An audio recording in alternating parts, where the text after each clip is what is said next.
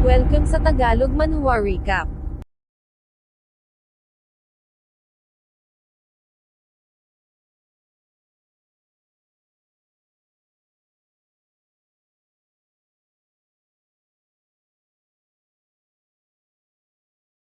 Hay sambit ni Chen Fan paglabas niya sa Cave of Gods, sa wakas nandito na uli siya sa outside world. Isa't kalahating taon na ang lumipas, nagtataka raw siya kung naaalala pa siya ng mundo. Sect Master sambit ni Master Zai mayroon dong mansyon ang kanyang family sa hindi kalayuan mula rito, at ang kanyang family rin ay ang siyang namamahala sa Dragon Hall, pakiusap hayaan daw nitong pagsilbihan niya ito doon. Well kung ganun sige tugon naman ni Chen Fan, sige pupunta raw muna sila sa Dragon Hall nito upang mangalap ng impormasyon bago bumalik sa Huaxia at umalis na nga sila. Napasabi si Chen Fan sa kanyang isip na si Zai Yan ay ang siyang master ng Dragon Hall, tiyak na madali lang itong makakakuha ng impormasyon patungkol sa kanyang Baekhyong sect at Chen family at lumipat ang eksena sa labas ng mansyon ng Zai family kung saan maririnig ang ingay mula sa loob. Napasabi si Master Zai na ang ingay na ito tila mayroong naglalaban sa loob, at mayroon din daw siyang nararamdamang familiar presence mukhang ito raw ay si Miss Guunuan. Sa loob nga ay makikitang sugatan si Zai, isang atake pasambit ng isang lalaki at ito ay mamamatay na, humarang si Miss Guo pakiusap tumigil na raw ito. Hatugon nito gusto nitong tumigil siya kung ganun iyon ang gagawin niya, ngunit iyon daw ay nakadepende sa magiging desisyon nito kaya ngayon tatanungin niya ito, ano ang desisyon nito? Over my dead body sigaw ni Miss Guo hinding-hindi raw siya sasama rito at tinawag na lengtong ang lalaki. Huang Jin tawag niya naman sa isa ito rin daw ba ay nasa side ng taong ito, Sister Guo tugon ni Huang Jin ang engagement daw nito kay Brother Leng ay aprobado na ng heads ng kanilang dalawang families at maging ni Uncle Guo na ama nito kaya bakit daw ba nagre-resist pa ito, hasigaw ni Miss Guo pinwersa daw ng mga ito ang kanyang amang ngunit siya hindi raw siya papayag. Guunuan sabat naman ni Leng Tong ito raw ay nagkakamali hindi nila pinwersa ang ama nito, ang ama nito ay ipinangako sa kanila ng kusa si Miss Guo. Isipin na lang daw nito, paano naman daw nila malalaman na ito ay narito sa Zai Family Mansion kung hindi ganoon na siya namang ikinagulat ni Miss Guo. Idinagdag ni Leng Tong na ang Dragon Lord ay patay na ito ay pinatay ni Chen Baekhyun doon sa Valley of No Return. Ang Dragon Hall ay nasa mess na ngayon, kaya sino pa raw ba ang aasahan nito ngayon? Sinungaling paubong sigaw naman ni Mr. Zai ang kanilang Dragon Lord daw ay hindi pa patay ito ay magbabalik. Ngunit sinabi lang ni Leng Tong na nakita raw ng kanilang sariling mga mata na ang Dragon Lord ay pumasok sa Never Return Valley, isa pa isa't kalahating taon na ang nakalipas mula nun kaya mayroon lang dong dalawang posibilidad, kung hindi ito pinatay ni Chen Baekhyun ito ay namatay sa Elements Array. Sister dagdag ni Huang Jin ang Dragon Hall daw ngayon ay nasa mess na, at ang lahat ng families ay naghahanap ng paraan kung papaano makakasurvive. Guunuan dagdag ni Leng Tong ipinapangako niya rong kung magpapakasal ito sa kanya, iginagarantiya niya ang kaligtasan ng family nito. Kahit nga raw ang bagong Dragon Lord ay umaasa lang sa kanyang ama sa pag-rule sa teritoryo nito. Hasambit ni Mr. Zai sa kanyang isip si Leng Tong ay napaka-bata pa ngunit mukhang nasurpass na siya nito. Nagdala rin ito ng mga makapangyarihang tao rito wala siyang panama sa mga ito. Magandang araw ito upang mamatay subalit, kailangang maitakas niya si Lady Guo mula rito nang biglang maririnig ang isang boses na nagsasabing sino ang nagsabi sa iyong namatay na ako sa Never Return Valley na siyang ipinagtaka ng lahat na palingon sa pinagmulan ng boses, na pag-alamang ito pala ay si Master Zai Yan kasama si Chen Baekhyun. Dragon Lord bumalik ka na sambit ni Miss Guo sa tuwa, habang napamura naman si Leng Tong paano raw nangyaring buhay pa ito. Agad na yumukod si Mr. Zai umiyak nice to see you again ancestral patriarch bati niya, naway pagpalain ng Diyos ang kanilang Dragon Hall. Tumayo kasambit ni Master Zai Yan sabat naman ni Chen Fan, mukhang ang pagkawala daw pala nito ay nagdulot din ng pagkawala ng kapayapaan sa kanyang Dragon Hall, mukhang mas in trouble pa raw pala ito kumpara sa kanya. Sect Master tugon naman ni Master Zai Yan siya raw ay humihingi ng pasensya patungkol sa eksenang ito at idinagdag na pakiusap hayaan siya nitong i-clear ang hall at alamin ang katotohanan patungkol sa kasalukuyang sitwasyon ngunit sinabi lang ni Chen Fan na gisingin ito ang kanyang sarili. ito ay ang guardian ng kanyang sect kaya ibig sabihin ang Dragon Hall ay parte na rin ngayon ng kanyang Baekhyun sect kaya kapag ka may nakita siyang hindi kaaya-aya dito, maging siya ay makikialam din. Ano ang nangyayari gulat na sambit naman ni Miss Guo ang akala niya raw ba ang Dragon Lord at si Chen Baekhyun ay magkalaban, ngunit bakit tila naging tagasunod na raw ni Chen Baekhyun ang Dragon Lord ngayon? Agad na yumukod si Leng Tong kasabay ng kanyang mga kasamahan pakiusap Dragon Lord pakiusap patawarin daw sila nito, ngunit sinabi lang ni Master Zai na ang ama nito na si Leng Jianfeng ay nagsisilbi rin sa Dragon Hall. Ang mga ancestor nito ay nanumpa ng katapatan sa kanya ng personal kaya ipaliwanag nito sa kanya, bakit nito inaatake ang residents ng kanyang Zai family at nagtitake advantage sa kanyang mga sect brothers and sisters.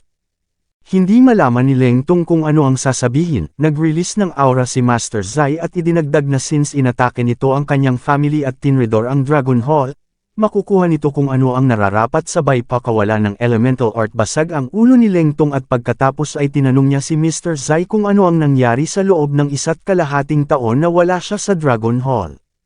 Ilang sandali pa nang marinig na ni Master Zai ang impormasyon binasag niya ang mesa, minura si Daxon at Sohabi. Ang lalakas naman daw ng loob ng mga itong i-pressure ang kanyang Dragon Hall at nagtanong naman si Chen Fan kung sino ang mga ito. Sumagot si Mr. Zai Jianting na si Daxon ay ang hari ng Gang Tao, at ito rin ay ang uncle ng kasalukuyang King of Thailand. Bukod pa doon ito rin ay ang siyang guardian ng Thailand's royal family, nagpo-protekta sa mga ito noon pa. Habang si Sohabi naman ay ang priestess ng Sea God ng Indonesia, mayroong mga sabi-sabi na ang babaeng ito ay taglay ang kapangyarihan ng Sea God at pinroklama rin ito mismo na siya ay ang spokesperson ng Sea God. Hasambit naman ni Chen Fan na wala lang daw siya ng 1.5 taon marami ng mga gods ang nagsisalputan, at tinanong si Zai Jianting kung ano pa ang mga nangyari. Sinabi ni Zai Jianting na ang sunod ay mayroong isang individual na nagngangalang Wu Guanqiao ang tumungo sa headquarters. Ito rin ay isang god at isa ring Chinese, sinabi nitong magbibigay siya ng proteksyon kung manunumpa ng katapatan ang Dragon Hall sa kanya. Ang kanyang family lord ay nagsalita kaya pinatay ito ng taong iyon on the spot, nagsabing ang kamatayang iyon ay ang kanyang paghihiganti patungkol sa umano'y ginawa ng Dragon Lord sa kanya at pagkatapos nun ay tumungo ito sa Zai family upang magpadanak ng dugo kaya pakiusap ancestral patriarch, ipaghiganti raw nito ang Zai family. Wu Guanqiao it's him sambit ni Master Zai, at nagtanong naman si Chen Fan kung kilala niya ba ito. Sumagot si Master Zai na ito ay ang dating pinakamalakas na tao sa buong Southeast Asia, isang brilliant general mula sa Wu family. Ang Wu Guanqiao na ito ay ginamit ng Wu family upang e-challenge siya nung unang punta niya rito sa Southeast Asia, ngunit tinalo niya ito. Magmula nun ito ay naglaho, at ang Wu family ay naging isa sa kanyang mga loyal subjects ganunpaman, hindi niya raw ini-expect na lilithaw ito uli upang slaughter ang kanyang mga kadugo. No wonder na napakadali lang na tinredor ng Wu family ang Dragon Hall, I mean ito raw ay ang ancestor ng Wu family kaya bakit naman daw hindi susuportahan ng mga iyon ng Wu Guanqiao na iyon subalit. Nang makalaban niya ito 60 years ago, ito ay nasa peak lang ng Transcendent Realm hindi niya inaasahang maaabot nito ang God Realm sa loob lang ng 60 taon mayroon dong hindi tama rito. Huwag kang mag-alala tugon ni Chen Fan tutulungan niya raw ito. Sa ngayon ay wala pa naman daw siyang mga pressing matters kaya tumungo daw sila doon sa Dragon Hall upang bisitahin ang kanilang mga guest. Ganun pa man dapat na maging maingat daw sila na hindi makatunog si Wu Guanqiao hindi maaaring makatakas ang taong iyon bago pa man sila makarating doon kaya bakit hindi raw sila magkaroon ng disguise na agad namang sinang-ayunan ni Master Zai at nagpasalamat. May itinuro siya members ng Blade Hall pumunta raw ang mga ito rito kasama ng Leng family upang i-harass ang kanyang family ganun pa man hindi niya papatayin ang mga ito sa ngayon, ngunit sa ngayon i-guard daw ng mga ito ang mansyon at wag hayaang kumalat ang patungkol sa impormasyon ng pagdating nila ni Master Chen anuman ang mangyari. I-seize nila ang lahat ng electronics at cellphones, at i-jam ang bawat communication. Tumingin siya sa dalawa habang ang mga ito naman daw, manatili ang mga ito rito sa loob ng mansyon hanggang sa malinis nila ang lahat ng kalat doon sa Dragon Hall. Ngunit biglang gumiit si Miss Guo Master Chen sambit niya maaari daw ba siyang isama ng mga ito, ang kanyang ama ay naroon din daw sa Dragon Hall at siya ay labis na nag-aalala kaya Master Chen pakiusap. At bakit ko naman gagawin yun tanong ni Chen Fan, pakiusap nagmamakaawa ako Master Chen giit ni Miss Guo ngunit sinabi lang ni Chen Fan na manatili ito rito sa loob ng mansyon at huwag magpakalat-kalat. Master Chen giit uli ni Miss Guo mayroon daw siyang isang private jet na nakapark sa bayan na ito. Maaari daw nilang gamitin iyon upang hindi makatunog ang Wu family pakiusap Master Chen pag-isipan niya raw ito, ang kailangan lang naman daw nilang gawin ay ang isama siya doon ipinapangako niya rong hindi siya magiging sagabal. Isang private jet patanong na sambit ni Master Zai, hasambit naman ni Chen Fan sa kanyang isip totoo rong malaki ang maitutulong ng private jet upang makarating sila doon sa Dragon Hall nang walang anumang issue, at makakaskip din daw sila sa mga checkpoint. Oo totoo ang sinasabi niya Master Chen dagdag naman ni Zai Jianting si Miss Guo raw ay bumili ng private jet sa ilalim ng pangalan ng Guo family, at natitiyak niya rong makakatulong ito sa kanila ng ancestral patriarch upang makarating doon sa Dragon Hall nang hindi natutunugan ng sinuman. Very well kung ganun sambit ni Chen Fan, at nag-exude ng matamis na ngiti si Miss Guo. Makalipas ang ilang sandali sa Hsinchu o Singapore mula sa bintana ng private jet, ay maaaninag ang kabuuan ng Dragon Plaza, ang headquarters ng Dragon Hall. Sa loob ng jet ay sinabi ni Miss Guo na ito ay ang Dragon Plaza, ang headquarters ng Dragon Hall. Sectmaster sambit ni Master Zai na ngayon ay nakadisguise bilang matanda. Sectmaster sigurado daw ba ito na narito si Wu Guanxiao?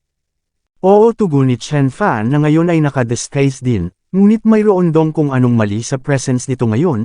Ayaw niyang ma-alert ito kaya hindi na siya magpa-pry pa ng husto.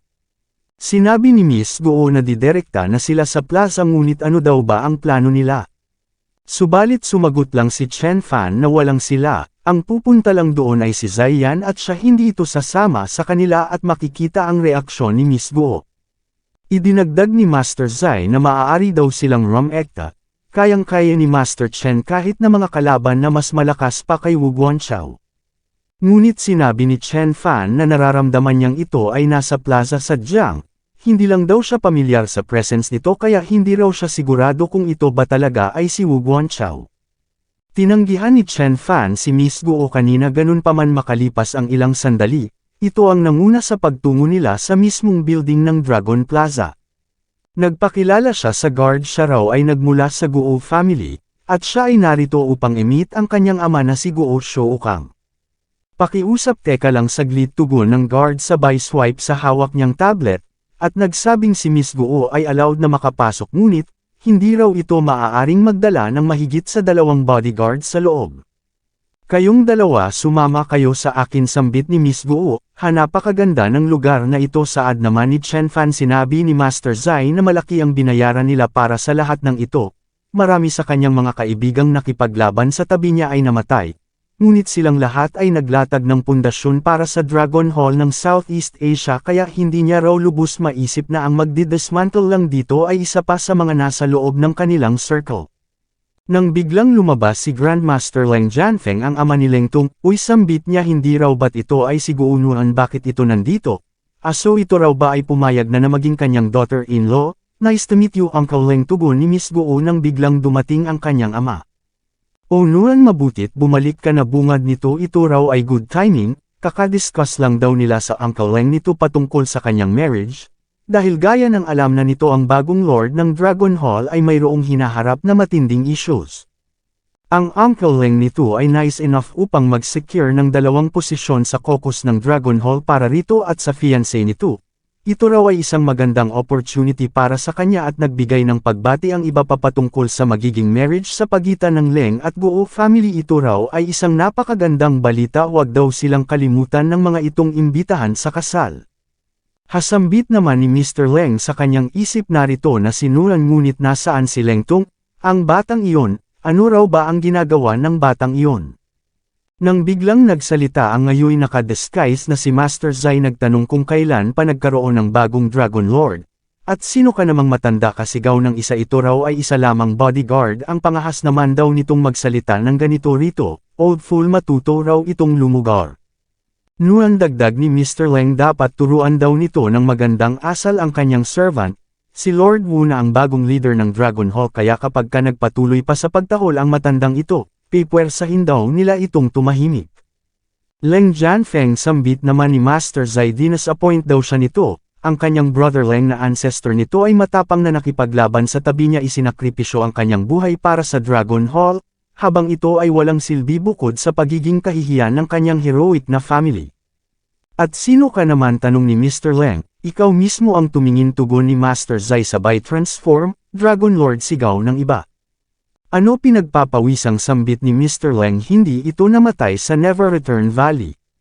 Ngunit sumagot lang si Master Zai na siya ay nabubuhay na sa loob ng mahigit 100 taon hindi siya madaling mapapatay kaya paano naman mangyayaring mamamatay siya sa isang hamak lang na valley.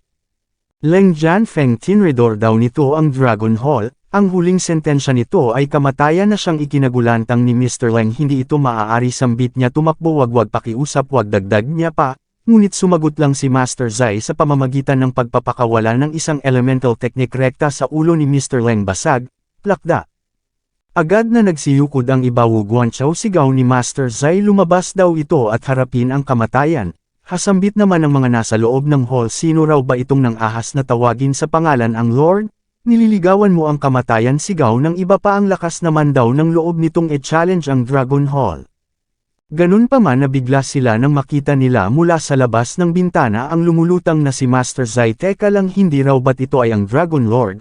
Ito ay nakasuot ng jade clothes at naglalakad sa ere ito ay wala ng iba kundi ang kanilang Dragon Lord, ang Dragon Lord ay talagang bumalik na sigaw ng iba.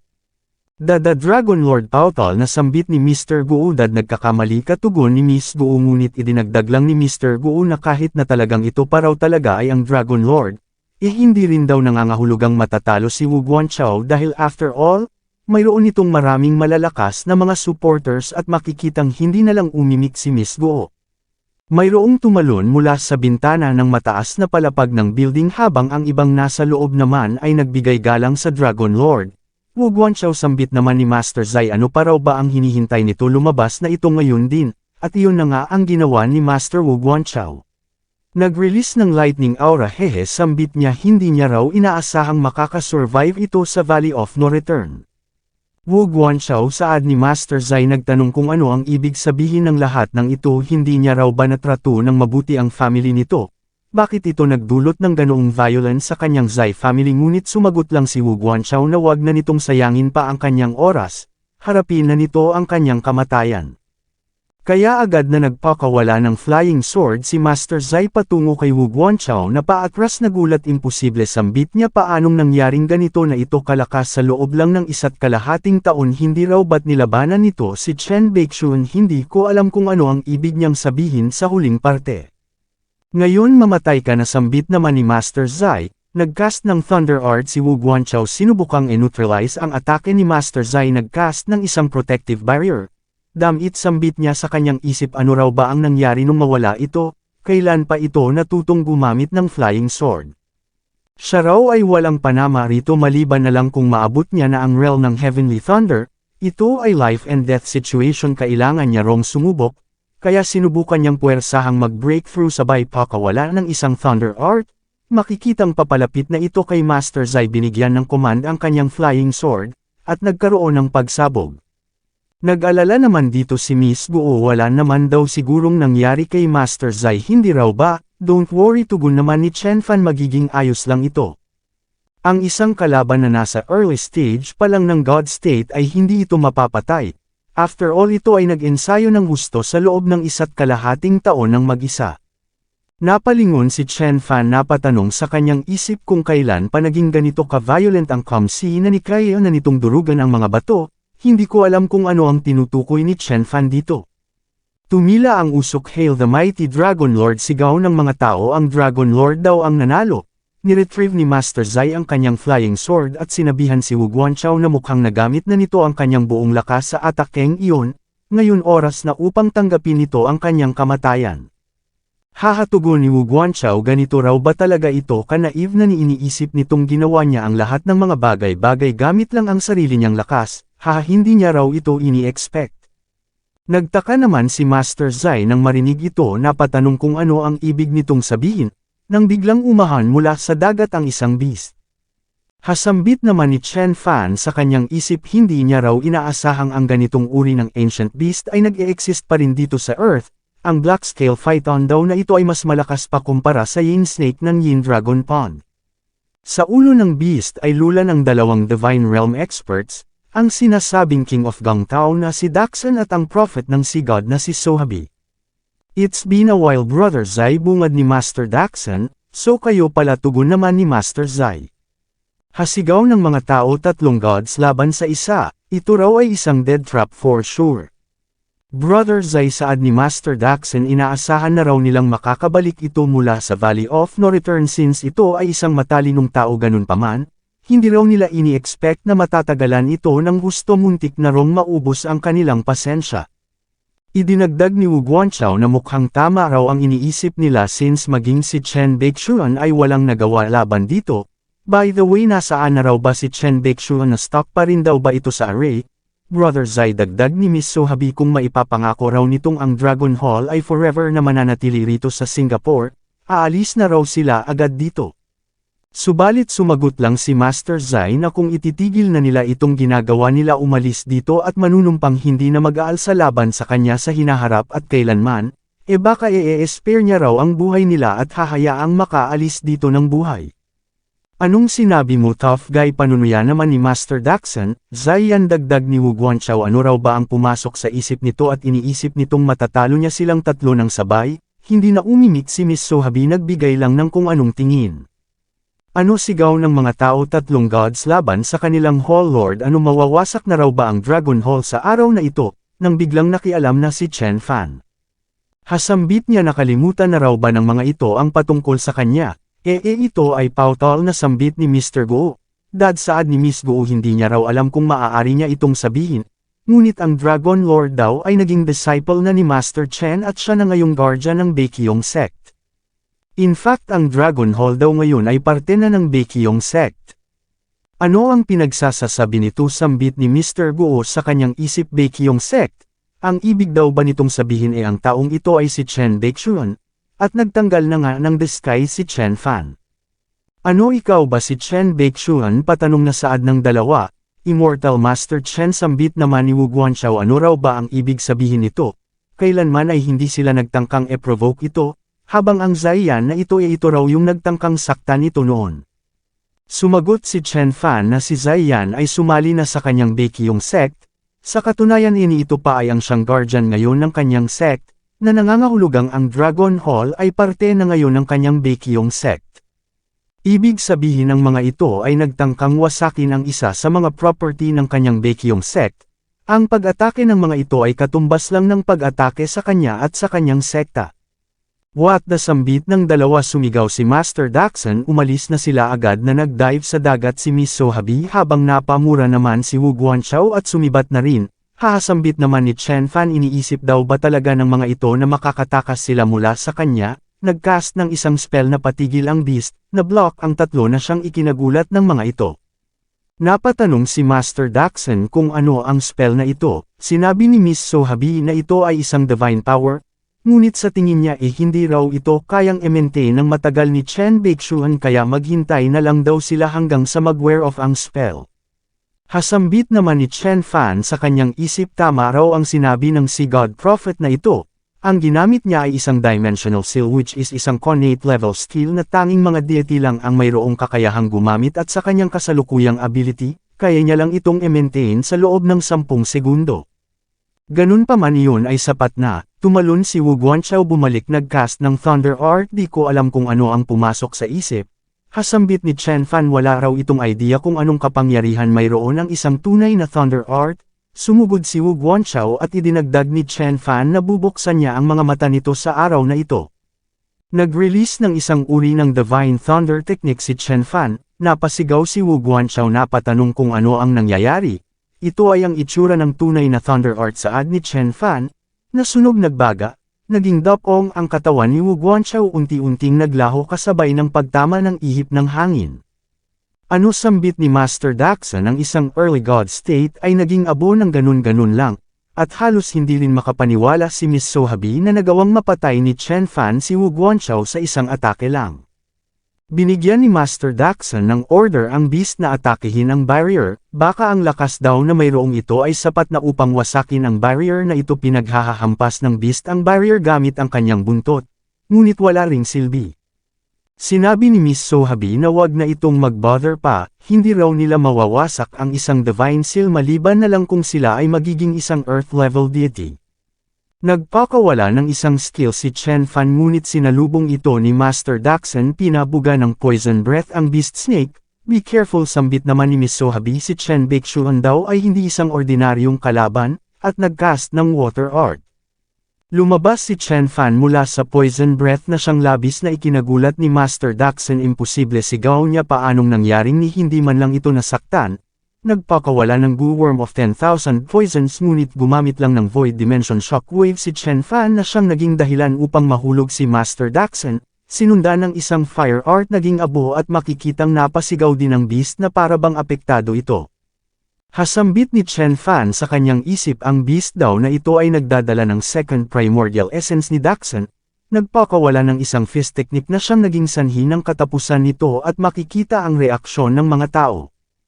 Incredible, sambit ni Master Zai sa kanyang isip, ang atakeng iyon daw ay at least 10 beses na mas malakas kumpara sa Cannon Fist ng Xingyi Fist Sect. 5 seconds, sambit ni Chen Fan. Napa-flinch si Miss Sohabi agad na nagbow. My lord, nakahanda raw siyang pagsilbihan ito gaya ng ginawa ni Zai Yan. Ngunit sumagot lang si Chen Fan na hindi na kailangan nag-perform ng Divine Grappling Hand. Sinubukang sanggahin ni Miss Sohabi, nagmakaawang wag patayin. Ngunit sa sandaling ito ay tila ba tinanggal na ni Chen Fan ang katagang awa sa kanyang bokabularyo. Ano, sigaw ng mga tao. Ang prophet ng Sea God na sinasabing mayroong kakayahang gamitin ang mismong kapangyarihan ng Sea God ay patay na ngayon. 10 seconds, sambit ni Chen Fan at naglaho na ang barrier. Nagsiyukod ang mga tao. Si Chen Baeksuan ay bumalik na malamang magugulantang na naman ang buong mundo. Grabe, pagkatapos daw nitong bumalik mula sa seclusion kinatay nitong parang mga manok lang ang 3 gods. Paano iyon naging posible? Hindi makapaniwalang sambit ni Mr. Guo. Dagtugon naman ni Miss Guo, sa simula pa lang mali na raw ito. Ilang sandali pa ay humarap kay Master Zai si Wu Jingchuan, ang descendant ni Wu Guanchao, ang ika-12 Hallmaster. Wu Jingchuan, sambit ni Master Zai, tinridor daw nito ang Dragon Hall at nakipagsabwatan sa kanilang mga kalaban. Ang tanging kaparusahan lang na nararapat dito ay kamatayan. Patawad Dragon Lord, pagmamakaawa ni Wu Jingchuan. Pakiusap, spare daw nito ang kanyang Wu family para sa kapakanan ng kanilang loyalty sa nakaraan. Ngunit sinabi lang ni Master Zai na hindi siya ang magde-decide sa kapalaran nito. Ito ay mapaparusahan base sa rules ng Dragon Hall at makikitang inalalayan na ng 2 member si Wu Jingchuan palabas. Nagbow si Master Zai kay Chen Fan. Pakiusap Sect Master, sambit niya, hayaan daw siya nitong maging host. Welcome Immortal Master Chen. Bati naman ng iba at pagsapit ng gabi, sa 7th floor ng Dragon Plaza ay nagkaroon ng pagdiriwang. Hahaha, sambit ng mga members, ngayong ang kanilang Dragon Hall ay parte na ng Baekhyong Sect. Sila na ang magiging greatest sect sa buong mundo. Ito ay si Chen Baeksuan, sambit naman ni Mr. Guo sa isang sulok. Paano niya naman daw iyon malalaman? Habang sa old mansion naman ng Lin family, ay lumabas ang lahat ng mga members nang mapansin nila ang pag-surge ng energy. Ito raw ay ang Ancestral Patriarch, mukhang magbi-breakthrough na ito. Napasabi ang isang elder na sa ilalim ng pressure ng Baekhyong Sect sa nagdaang 2 taon sila ay nasuppress na umabot pa sa punto na sila ay mag-fall back.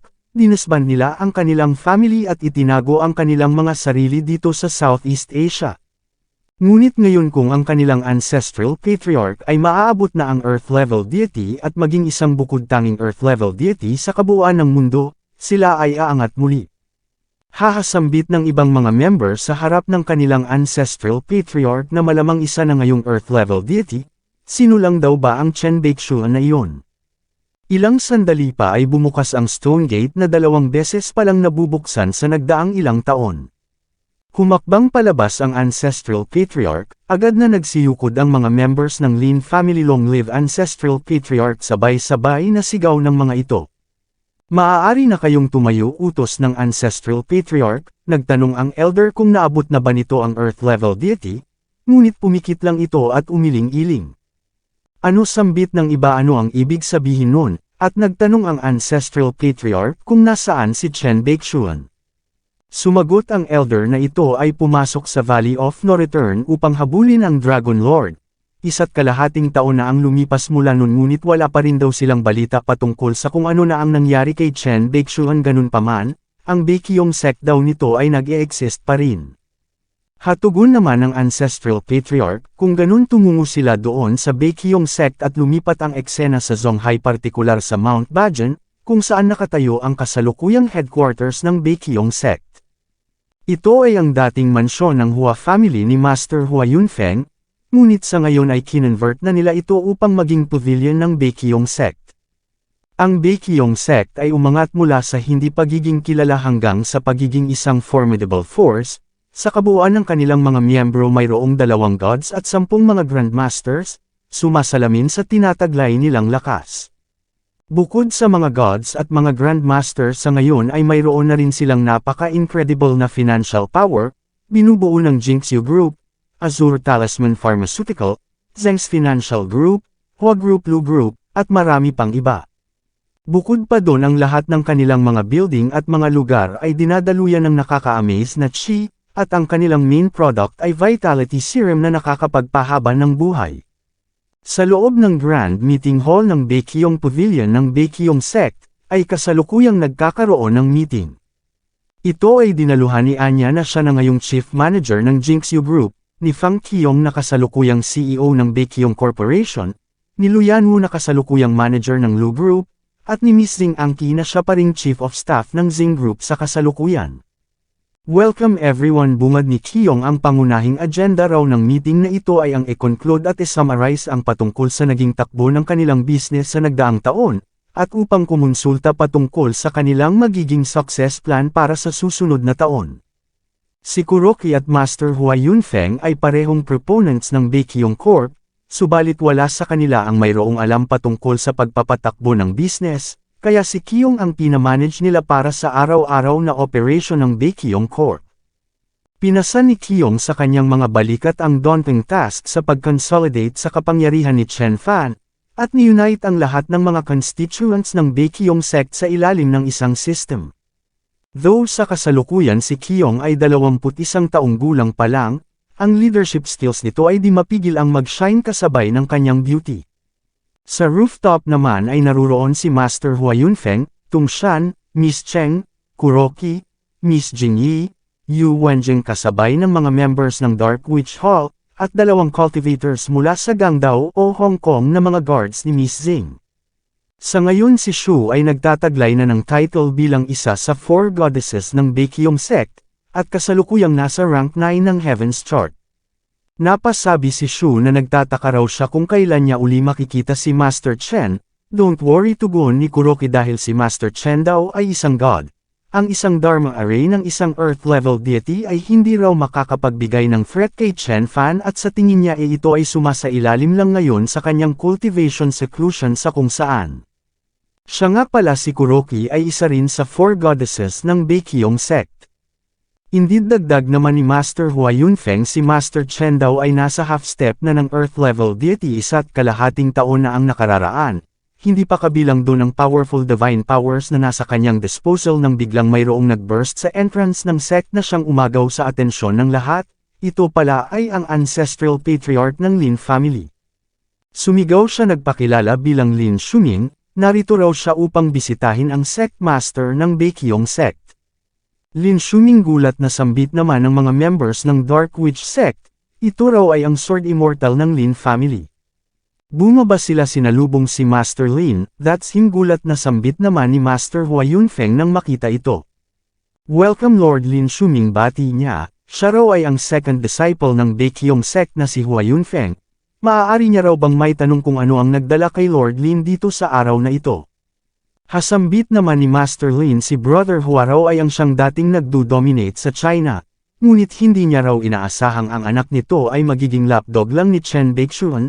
Ito raw ay kahihiyan para sa kanyang ama, pati na sa Hua family.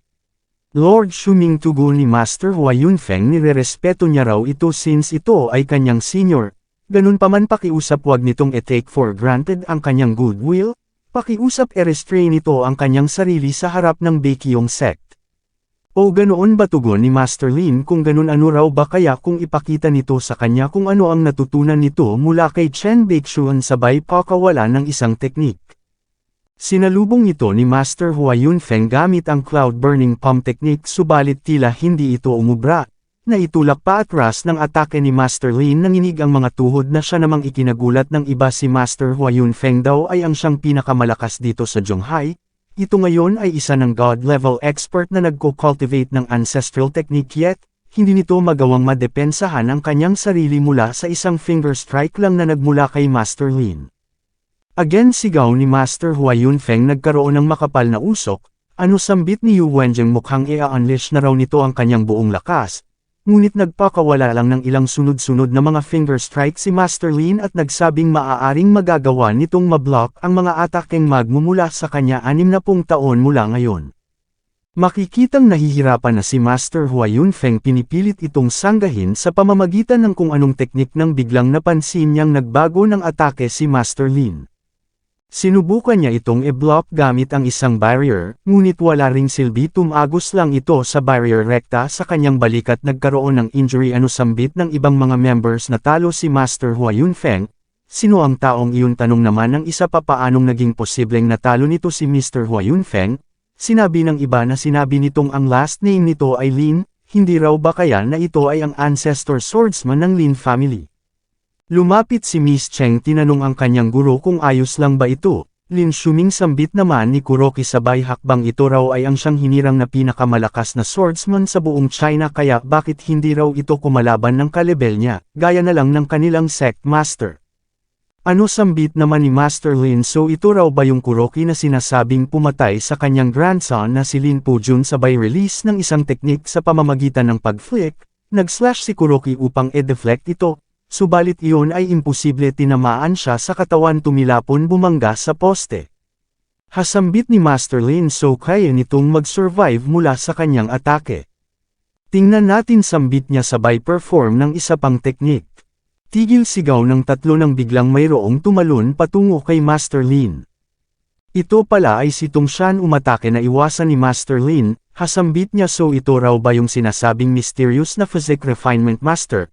Very well kung ganun subukan niya rong i-block ito sabay summon sa kanyang espada hinawakan ng mahigpit nag-infuse ng chi nagbigay ng cold stare sabay slash dumagundong ang pavilion mula sa iniimit ni Master Lin na divine chi patungo sa kanyang espada, tumilapon ng ilang metro si Tongshan nagkaroon ng injury na talo. Grabeng kapangyarihan sambit naman ng iba, nagawa nitong matalo ang dalawang grandmasters gamit lang ang kanyang daliri at isang sword strike, hindi raw ba kaya na ito ay isa ng earth level deity? Lin Shuming sigaw naman ni Master Hua Yunfeng ito raw ay hindi pa natatapos dito. Tiyak na i-slaughter daw ito ng kanilang sect master at ang buong Lin family nito kapag ka napag-alaman nun ang patungkol sa ginawa nito rito ngayon. Sabay-sabay silang lahat na nag-release ng chi nang biglang bumalik si Tongshan pumagitna, hapagtataka naman ni Master Lin hindi sapat ang isang sword strike upang mapatay niya ito. At idinagdag na hanggang dito na lang daw muna para sa araw na ito. Sabihin daw nila kay Chen Baekhyun na emit siya sa east seashore ng Zhonghai Sea at kapag ka nabigo itong magpakita, isa-isa niyang papatayin ang lahat ng narito sabay pakawala sa kanyang espada, winasak ang signboard ng Baekhyun sect. Thus mula doon ay kumalat na ang balita patungkol sa paglabas ni Master Lin Shuming mula sa kanyang cultivation seclusion, ang pagtungo nito sa Mount Bajan particular sa Baekhyun sect, tinalo si Master Hua Yunfeng Kuroki at Tongshan, at ang paghamon nito ng duel kay Chen Baekhyun sa east shore ng Zhonghai. Hasambit ng mga tao sa wakas lumabas na si Lin Shuming mula sa kanyang seclusion training, nagawa nitong matalo ang isang god sa pamamagitan lang ng isang atake ito raw ba ngayon ay isa ng earth level deity, tiyak na si Lin Shuming na raw ang pinakamakapangyarihan sa lahat ng gods na narito sa earth ngayon. Ito raw ay hindi maganda para sa Baekhyun sect. Hindi raw ba kaya nabuburahin na ni Lin Shuming ang mighty na Baekhyun sect? Nagtataka raw sila kung kailan palalabas si Master Chen mula sa Valley of No Return. Sa loob ng isang partikular na silid ay makikitang nagtipon ang ilan sa mga tagasunod ni Chen Fan pati na ang kanyang ina. Pinagmamasdan ang basag na signboard nang biglang pumasok si Miss Ning at Wu Shanhe. Agad na sinabi ni Wu Shanhe na mayroon silang balita. si Master Chen ay lumabas na mula sa Valley of No Return. Ano sambit naman ni Shu, talaga raw bang bumalik na si Master Chen? Oo, excited na tugon naman ni Wu Shanhe. Pinatay daw nito ang 3 god sa Singapore nung nakaraang gabi, at ngayon ay parte na rin daw ng Baekhyong sect ang Dragon Hall.